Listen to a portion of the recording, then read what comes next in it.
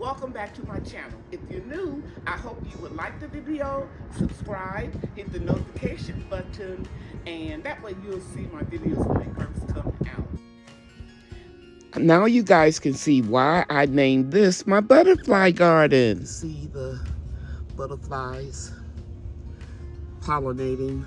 You see this white powdery mildew on my zinnias.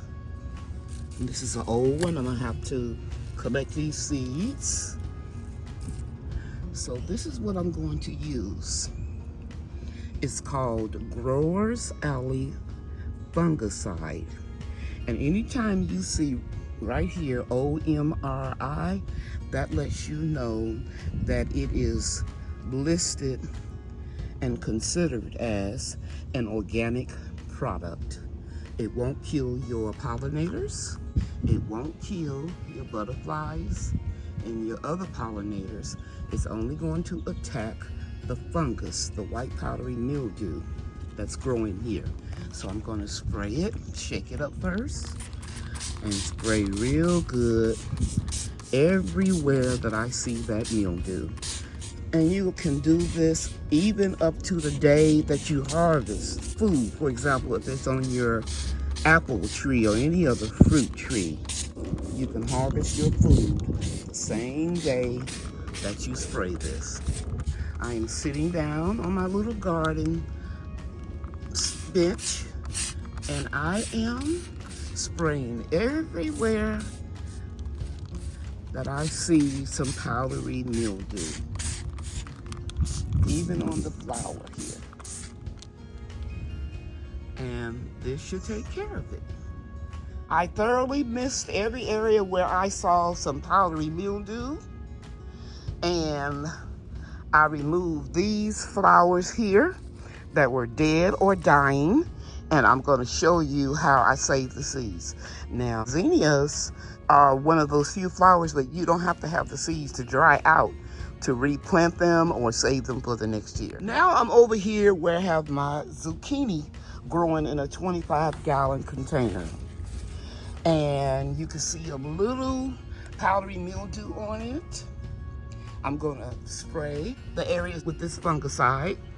And then I'm going to remove some of these leaves so that I can open up this area and let the pollinators get in here so I won't have to pollinate by hand. Okay, you can see where I opened this all up by removing those leaves and branches at the bottom, and they will shrivel up like this.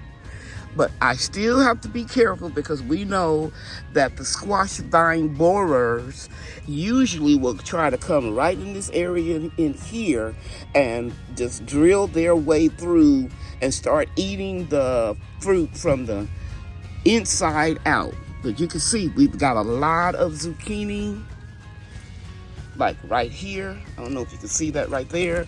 There's another one right there that's been pollinated because the flower fell off.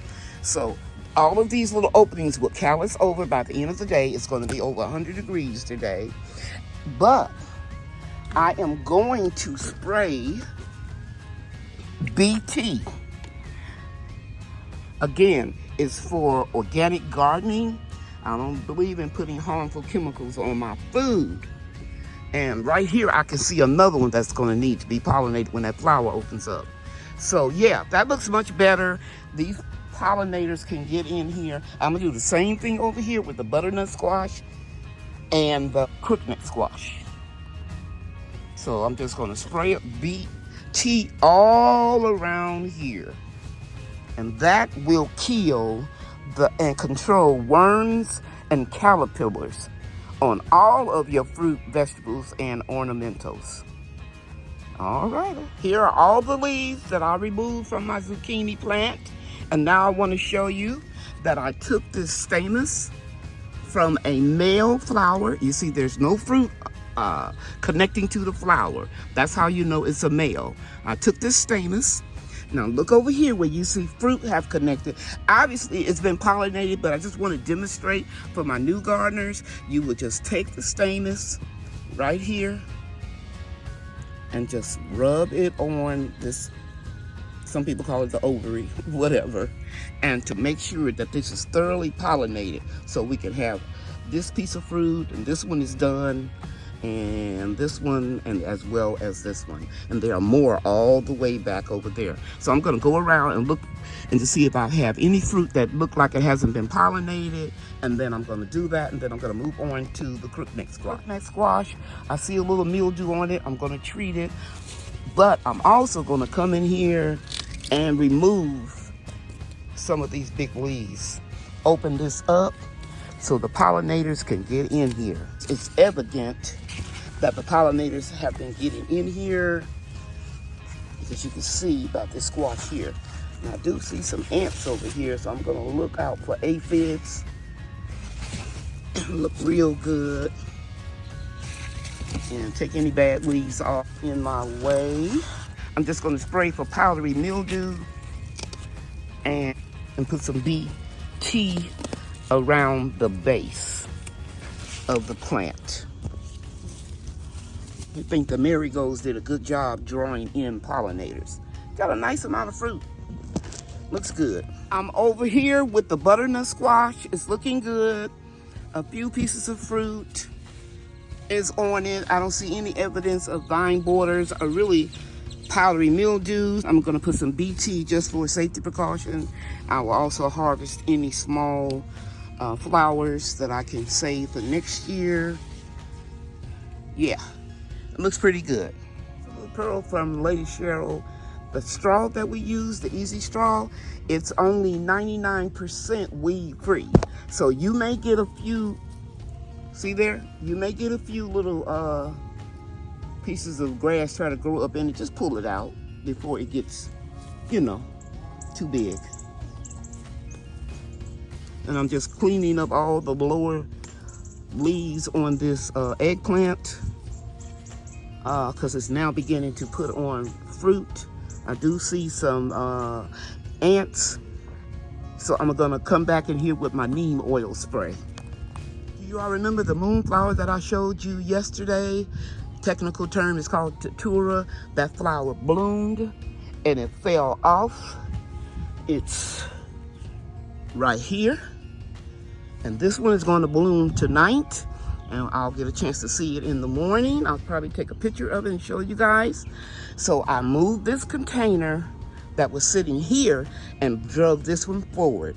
And I'm going to say this again, I drug it because my kids will get on my case if they think I'm lifting up things that are too heavy. And I'll wait until Brian can move this container right here directly behind it. And while I'm at it, let me show you something. Any leaves that you remove that had powdery mildew on it, do not, I repeat, do not put it in the compost. It will spread in the soil. Okay? So this will go in the trash.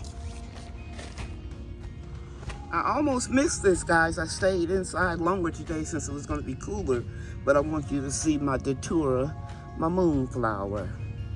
So pretty. Here are the pansies that I planted last winter.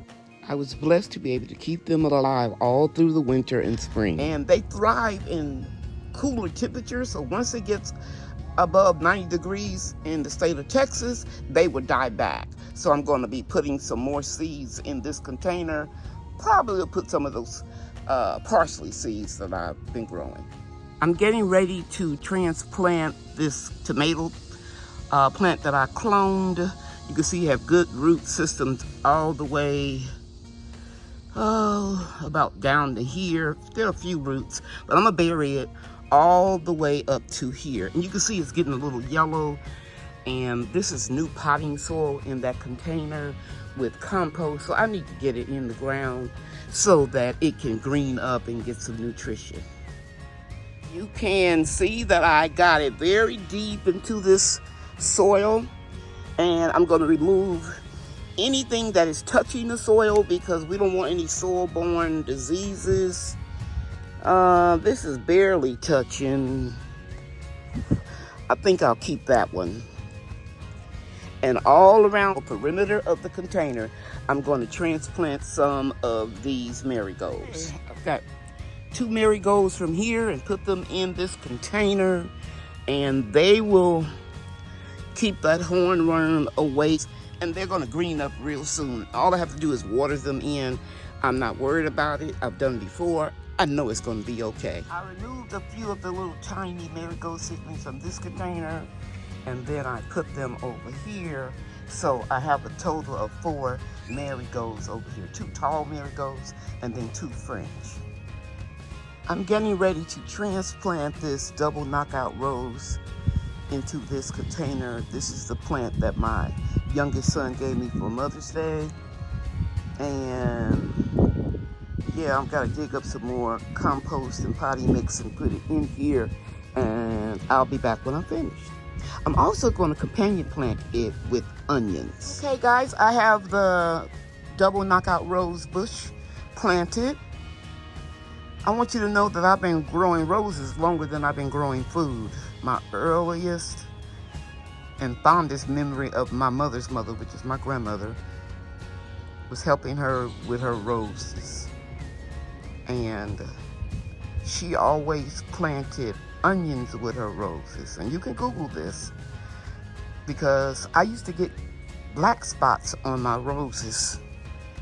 And after I started planting onions with them, I didn't have that problem again. So every rose bush that you see in my garden, I companion planted with onions. Now I pull these up from another container. I do it all the time. And I'm gonna put these in this container with the knockout roses so that I won't get black spots, because they will prevent them. And also, the #1 predator of roses are aphids, and they don't like the smell of onions. And I may even put a few marigolds around, where I have some space. It won't be able to stay in there longer than a season, because this rose bush is going to take off and grow much bigger. So I have 1 onion planted right there, and 1 onion planted over here. And then I'm going to move this herb container and put this marigold container that has my jalapeno peppers in it. I'm going to put it right next to this bush. I love seeing frogs in my garden because they eat up insects. I'm going to turn my little shower mister on. You can see that it's going to move. It's not afraid. Check that out, guys. It's over there. Guys, it is currently 93 degrees in Mesquite, Texas. It's supposed to be either 102, one forecast said, and the other one says 99. So I want to get some shade on some of my garden, especially this area that I'm showing you because it's in full sun. I'm going to stop for today, but I just want you to know that don't let all of your hard work go in vain and let it burn up. I started most of this garden from seeds in my bedroom during the winter, and now we're getting ready to have a hot day. But the forecast says it's going to cool down for the rest of the week, and that'll give me the opportunity to get the rest of the shade cloth up. This 50% shade cloth was purchased from Amazon during the winter when it was on sale. Can anyone identify this flying insect that I saw pollinating my squash? I took a couple still photos because I've never seen it before.